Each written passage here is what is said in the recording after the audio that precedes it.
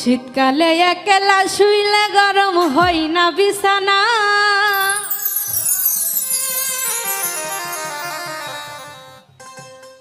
বন্ধু কেন বিদেশে থাইকা বাড়ি আসে না।